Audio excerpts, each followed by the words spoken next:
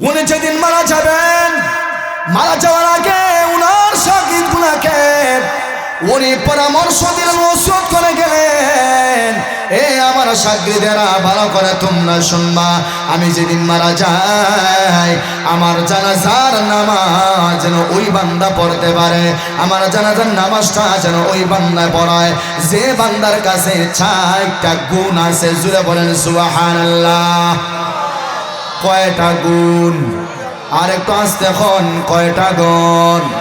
এরা আমার যুবক ভাই ভালো করে শোনো,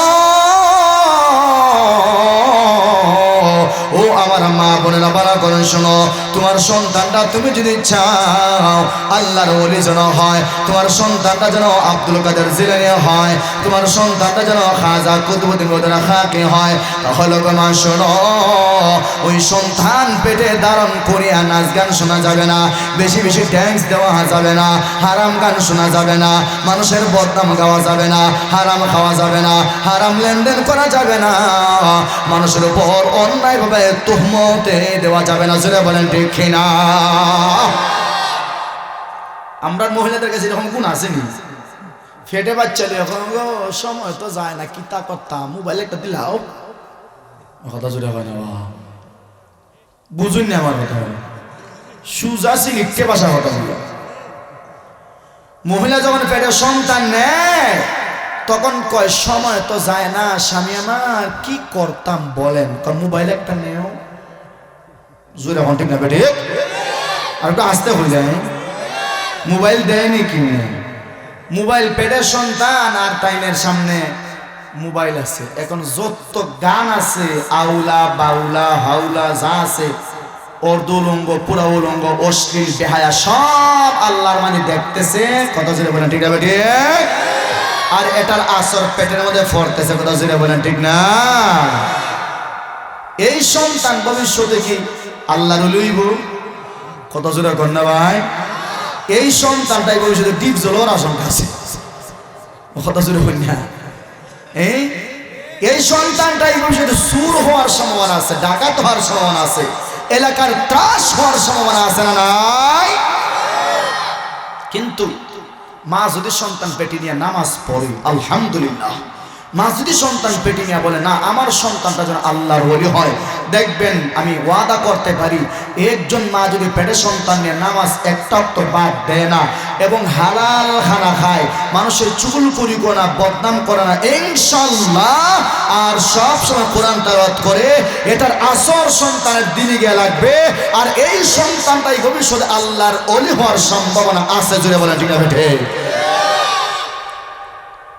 আর আমরা সন্তান এখন যখন ভাত খায় না তখন মোবাইল ছেড়ে দেয় ভাত খাওয়ার লাগে, আছে না নাই? হ্যাঁ, আমার ভাইয়েরা খাজা বলে গেলেন 4টা শর্ত যারা কাছে পাওয়া যাবে, 4 গুণওয়ালা মানুষজন আমার জানাজার নামাজ পড়ায়। জুড়ে বলেন কয় গুণ? 1 নম্বর গুণ হারাম। খাজা বললেন না আমার শিষ্যরা, 1 নম্বর গুণ হারাম, ওই বান্দা আমার জানাজার নামাজটা পড়াইবে যে বান্দা তার বালেগ হওয়ার পর থেকে নিয়ে জীবনে কোনোদিন ফরজ নামাজ সারে নাই। সুবহানাল্লাহ নাই? কোন নামাজ সারে নাই?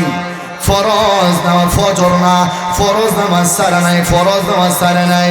আমরার উপরে কয় ওয়াক্ত নামাজ ফরজ? এই বুঝা লাগছে। 2 নম্বর শর্ত হলো, ওর আল্লাহর বান্দারা শোনো, ও আমার যুবক ভাইরা ভালো করে শুনবা, হাসির জায়গা এটা না, লড়াচড়ার জায়গা এটা না, নাচানাচির জায়গা এটা না, এটা হলো জান্নাতের বাগান। কথা জোরে বলেন ঠিক কিনা? এটা হলো জান্নাতের বাগান, এখানে 24 ঘন্টা সেকেন্ডে সেকেন্ডে আল্লাহর রহমত বর্ষিত হয়, আল্লাহর ফেরেশতারা এটা চতুর্দিকে বেষ্টন করে রাখছে। এখানে নাচ গান শোনার জায়গাও না, হাফ খেলার দেখার জায়গাও না, খেলার দেখার জায়গা না, এখানে মনোযোগ দিয়ে শুনতে হয়, একেবারে চোখের পলকটা যিনি কথা বলেন ওনার দিকে রাখতে হয়। রাজি আছেন তো ইনশাল্লাহ? আর যদি দিকে কেউ আসছেন আমি তার পড়াই, আমি লাস্ট ওয়ার্নিং, এটা আমি কথা কই দিয়েছি, খুব কষ্ট হয়েছি, কিন্তু তুমি ওখানে বই আসবা না, কথা কইতাম কেন, উঠতে যাবে বলা না, কথা কই না কেন, আমার উঠাওয়ালা না, যে বক্তা আসতে পারে বক্তা ওয়াজ করবো। কথা ঠিক না বেটি? আমার ভাইয়েরা, 2 নাম্বার গুণ হলো যে বান্দা জীবনে কোনদিন আসরের 4 রাকাত সুন্নত কাজা করে নাই, সব সময় পরে জুড়ে বলেন সুবহানাল্লাহ। এ মুসলমান ভাই, 3 নাম্বার হলো এমন বান্দাই যেন আমার জানাজার নামাজটা পড়ায় যেই বান্দার জীবনে কোনদিন তাহাজ্জুদের নামাজ কাজা হয় নাই। সুবহানাল্লাহ।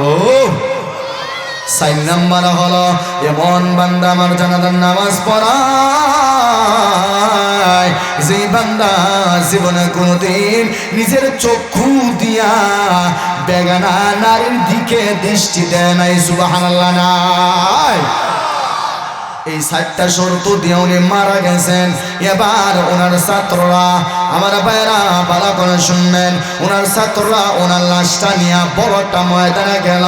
হাজার হাজার আলেম, হাজার হাজার মুহাদ্দিস, হাজার হাজার মুফতি এখানে আছেন, হাজার হাজার শাইখুল হাদিস এখানে আছেন, হাজার হাজার মুহাদ্দিস উলামায়ে কেরাম এখানে আছেন, কিন্তু হাজার হাজার মানুষ কারো সাহস নেই উনার জানাজার নামাজের সামনে গিয়ে ইমামতি করার। সুবহানাল্লাহ। শর্ত শুনাই দিছেন, শর্ত শোনো, এই 4টা গুণ যার কাছে আছে আপনি সামনে আগে আসেন, আসিয়া জানাজার নামাজটা পড়াই দেন, কিন্তু খেয়েও আগায় না। শর্ত কয়টা? কথা জুড়ে মানে শর্ত কয়টা? কিতা কিতা? 1 নাম্বার শর্ত হলো জীবনে কোনোদিন বালাগার পর থেকে ফরজ নামাজ কাজা হইছে না। 2 নাম্বার আসরের সুন্নত কাজা হইছে না। 3 নাম্বার তাহাজ্জুদ কাজা হইছে না। 4 নাম্বারে বেগানা নারীর দিকে চাইছে না। সামান্য না? সুজা শর্ত না? বাবা, গাম পরের বড় বড় ছাইগুলা দিছে। কথা জুড়ে হইনা, ঠিক না বেটি? হাজার হাজার ছাইগুলা দিছে, এখানে দাঁড়ানো আছেন, সবাই নিচের দিকে চায়, আর প্রত্যেকের আমল নামার হিসাব নিতেছে। বাবারে আমি কি তা করছি? সকলে হিসাব করতেছে। আমল নামা আছে না নাই? আমল নামা আছে। আমার ভাইয়ারা, এবার সবাই এবার নিচের দিকে তাকায়, কেউ আর সামনে যায় না। লাশটা তো এখানে হাজির হয়ে গেছে, জোহরের ওয়াক্ত যায়। আমার ভাইয়ারা, একেবারে সময় চলে যায়, এমন একজন মানুষের সাহস এখানে নাই যে বান্দা সামনে দাঁড়াইয়া গিয়ে এবারে এলান দিয়ে বলতো আমার এই 4টা গুণ আছে, আমি এরকম এরকম কাজ আমি করি নাই, আমি এই 4 গুণওয়ালা মানুষ আমি জানাজার নামাজ পড়াইব। ভুল যাও তো বড় দরকার হতে হয় না? প্রায় লক্ষ লক্ষ মানুষ এখানে হাজির, হাজার হাজার উলামায়ে কেরাম আছেন এখানে হাজির হয়ে গেছেন। কার সাহস হইব?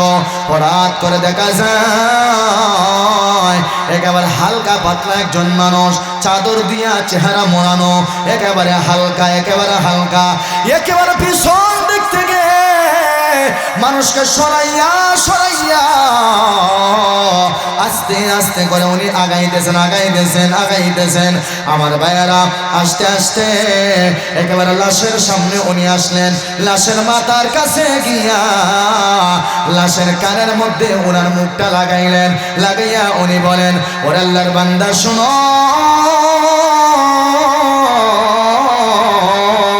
আমারও তো বিপদে ভালাইয়া গেলা, নিজেরা জানাজার নামাজটা তো বিনা জানাজা দাফন হইয়া যাইব, কিন্তু এমন শর্ত দিয়া গেলা, আমারও তো বিপদের সম্মুখীন কইরা গেলা। এখন আমি যদি তোমার জানাজার নামাজটা না পড়াই, আমি যদি জানাজার নামাজটা না পড়াই, তাহলে তোমার লাশটা বিনা জানাজায় দাফন হইয়া যাবে। জোরে বলেন ঠিক কিনা? এই বলে উনি এবার লাশের সামনে দাঁড়াইয়া আল্লাহু আকবার বলিয়া উনি জানাজার নামাজ পড়াইতে শুরু করে দেয়া দিয়েছে। সুবহানাল্লাহ। এই হলো যে নাম পড়াইছে। উনি তদানীন্তন সময়ে ছিলেন দিল্লির সম্রাট সুলতান মাহমুদ আলতামাশ রহমতুল্লাহ আলাইহি। উনি একজন বাদশাহ ছিলেন। সুবহানাল্লাহ। জোরে বলেন ভাই। হুজুর দয়া করে সন্তুষ্ট করবেন। আলহামদুলিল্লাহ।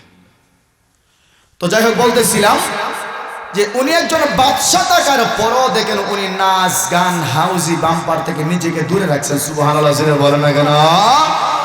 কতটুকু হেফাজতে উনি থাকছেন। সুবহানাল্লাহ।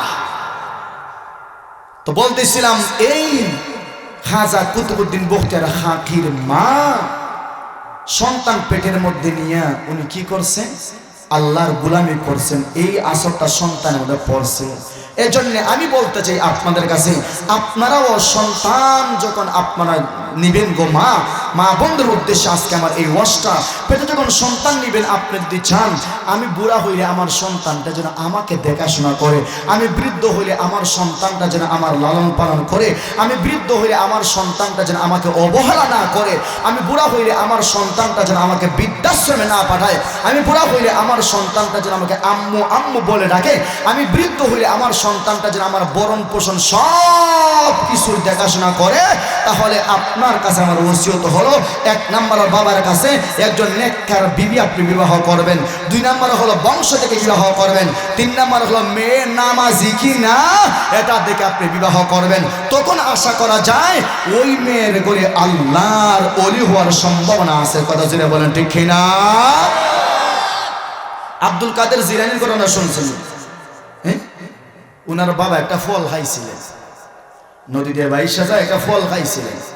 ফল খাওয়ার পরে তোমার পেটের মধ্যে কুল্লা না বুঝাইলে কি করলাম? কি করলাম? কার ফল খাইলাম? কার বয় দিলের ভিতরে? কত যেরকম কার বয়? আল্লাহর বয়। ফল খাইলাম, কার খাইলাম? উনি এবার যে দিক দিয়ে ফল আসছে ওই দিকে যাইতে যাইতে যাইতে যাইতে একবার বাগানে গেছেন। বাগানে গিয়ে একটা চাকরের দেখা পাইছেন, গিয়ে বলছেন ভাই রে এই বাগানটা কার? কয় বাগানটা আমার না, বাগানের মালিক আছে। বাগানের মালিক কোথায়? কয় আসতেছে। বাগানের মালিক যখন আসছে না তখন বলতেছেন চাচা আমি আপনার বাগানে একটা ফল খেয়ে ফেলেছি, কাজে মেহেরবানি করে আমাকে আপনি মাফ করে দিয়ে দেন। সুবহানাল্লাহ বলেন। মালিকে মনে মনে কয় হায় রে হায়, কত ফল পয়সা যায়, কত ফল নষ্ট হয়। একটা মানুষ তো কোনদিন আমার বলে নাই যে আমার মাফ করে দেন, পাইছি হাদিমের লাগাল, এই ছেলের কাছে আমার মেয়েটারে তুলে দেওয়ার দরকার। সুবহানাল্লাহ বলেন। কয় মাফ করতে পারি, আমার বাগানে 10 বছর চাকরি করতে হবে। কয় বছর? কয় চাচা এটা মানতে রাজি, আমার মাফ নিতেই। সুবহানাল্লাহ জুড়ে হই না দেখেন যেরকম বাপ ওই রকম ছেলে আল্লাহ দিব। কথা জুড়ে বলেন ঠিক না বেঠে? উনি 10 বছর চাকরি করলেন। চাকরি করার পরে উনার টার্গেট হলো আমার মেয়ের লিগা মাত্র 4 বছর, 10 বছর 14 বছর হইব, আর 1 বছর টাইমে টুনি মুরগি 15 বছর হয়ে গেলে কি মেয়েটার বিয়া দিতে পারবো। সুবহানাল্লাহ জুড়ে হই না? যখন মেয়ের প্রাপ্তবয়স্ক হয়েছে আর মাত্র 1 মাস বাকি, তখন মালিকে হয় ও বাবা আমার একটা কথা হইতাম। কিতা? আমার একটা মেয়ে আছে আতুর, ল্যাংরা, খানে হুনে না, চৌকো দেখে না, বদির, এমন একটা মেয়ে আছে, আর 1 বছর তোমার বাকি আছে, আমি 1 বছর তোমার মাফ করে দিলে শর্ত হইলো যদি আমার মেয়েটাকে বিয়া করিলাম। সুবহানাল্লাহ হইতে না মানে এটা বিপদ পড়ছে না, মাফ না করলো তারও সমস্যা পড়া হলো, জাহান্নামে যাওয়া লাগবো, বিপদ পড়ছে। হয় কি দেখো আচ্ছা ঠিক আছে কবুল করে নিছি। যখন বিবাহ হয়ে গেল এখন বাসর ঘর। সুবহানাল্লাহ হইতে না। কের ঘর? বাসন না বাসের ঘর? বাসের ঘর। আচ্ছা বাসের ঘর। এখন বাসের ঘরও যাইতা এখন যখন তাইনে নিয়ে যাওয়া হইল, তাই যখন গরুর ভিতরে ঢুকছেন, ঢুকার পরে যখন দেখছেন সুন্দর একজন নারী হাঁটতেছে আর চোখ দিয়ে তাকায়, ওই হুর ফুরি না মেয়েছে। সুবহানাল্লাহ হয়। উনি দৌড় দেওয়ার পর থেকে বাইরে গেছে, কিনে নিলেন যে খার করে আমার গুলো হয়েছে। আমার তো হইলাই আপনার মেয়ে ল্যাংরা, লুলা, খানে খুনে না, চৌকে দেখা না, কথা হইতে পারে না, একটা সমস্ত দিক হারে। আমার ভাইয়েরা আল্লাহ বান্দা এবার বললেন ওরে আল্লাহ বান্দা বাড়া করেন শোনো, আমি কেন বললাম আমার মেয়েটা চোখে দেখে না, আমি আমার মেয়েটারে ছোট থেকে বড় করেছি, কোনদিন একটা বেগানা পুরুষের দিকে আমার মেয়ের না নজরটা যায় নাই। সুবহানাল্লাহ। একটা বেগানা পুরুষ দেখে নাই। ওর আল্লাহর বান্দা শোনো, আমি কেন বললাম আমার মেয়ে হলো বুবা, আমার মেয়ে একেবারে বালেক থেকে একেবারে শুরু থেকে বালেক হওয়া পর্যন্ত একজন বেগানা পুরুষের সঙ্গে কোনোদিন কথা বলে নাই, এজন্য বলেছি আমার মেয়ে বুবা। ওর আল্লাহর বান্দা 3 নাম্বার শোনো,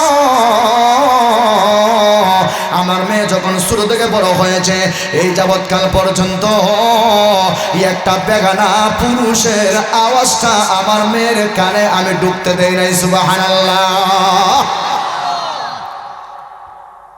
এজন্য আমি বলেছি আমার মেয়ে কানা, কথা বলতে পারে না, চোখে দেখে না, কেন শোনে না, কেন লুলা বললাম। ওরে আল্লাহর বান্দা শোনো, আমার মেয়ে পর্যন্ত আমি যে ঘরের বাউন্ডারি দিলাম ওই ঘরের বাউন্ডারির ভিতর থেকে আমার মেয়ে কোনো দিন বের হতে পারে নাই। সুবহানাল্লাহ। আমার ভাইয়ারা, এই যে বিয়া হয়ে গেল, এই যে স্বামী স্ত্রীর একবার মিলন হয়ে গেল, এখান থেকে এই মহিলার গর্ভে আমার আল্লাহ যে সন্তানটাকে আমার আল্লাহ জন্ম দিলেন, এই গোটা দুনিয়াতে পাঠাইলেন, উনি হলেন সমস্ত ওলিদের ওলি বরফে আব্দুল কাদের জিলানী রহমতুল্লাহি আলাইহি। কেমন মায়ের ঘরে কেমন সন্তান আল্লাহ দিয়েছেন, সুবহানাল্লাহ জুড়ে করেন। এমন সন্তান আপনারা চাইনি, কথা হয় না। ফৌজুর আমরা বিয়াই করছি না, কেমন আত্মলা দিতাম বলছো, হ্যাঁ? এমন সন্তান আপনারা চাইনি ভাই। হ্যাঁ, এমন সন্তান কেমনে হবে? এই আল্লাহর বিধান মানে। যদি সন্তান পেটের ভিতরে রাখিয়া যদি আমি নাচ গান দেখি, এমন সন্তান আশা করা যায়? এমন সন্তান আশা করা যায় না।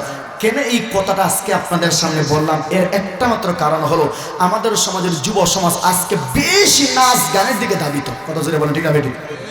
যুব সমাজ মসজিদে আসতে চায় না, মাহফিলে আসতে চায় না, ওয়াজ শুনতে চায় না, কোরআন তেলাওয়াত শুনতে চায় না। এই যুব সমাজ একেবারে ধ্বংসের কাতারে চলে গেছে।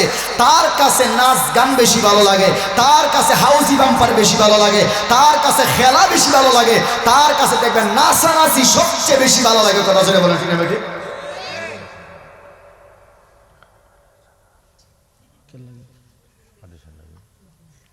এটা ভালো লাগে। হাসা কইলাম না মিশা কইলাম ভাই? কথা জোরে কই না, হাসা না মিশা?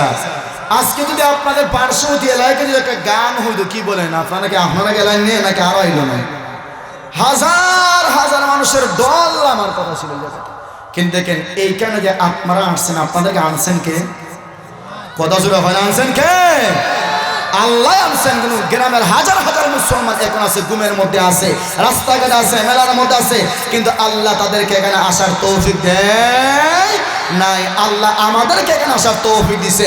এজন্য জবান তুলে উঁচু আওয়াজে পড়ি আলহামদুলিল্লাহ। এটা নবীর বাগান। কত জোরে বলেন, ঠিক না ঠিক?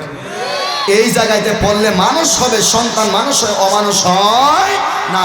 কাজে এখানে সন্তান দেওয়ার দরকার আছে না নাই? দেওয়া দরকার আছে। এটার প্রতি খেয়াল রাখার দরকার আছে না নাই? কথা হয় না, দরকার আছে না নাই? কাজে আমার কাছে একজন আবদার করছেন মাদ্রাসার জন্য কিছু কথা বলার জন্য। এটা নবীর বাগান, নবীর বাগানের পাশে আমাদের দাঁড়ানো দরকার আছে না নাই ভাই? আমাদের মেহমান চলে আসছেন, একজন নবীর বাগানের জন্য দেখে থাকেন।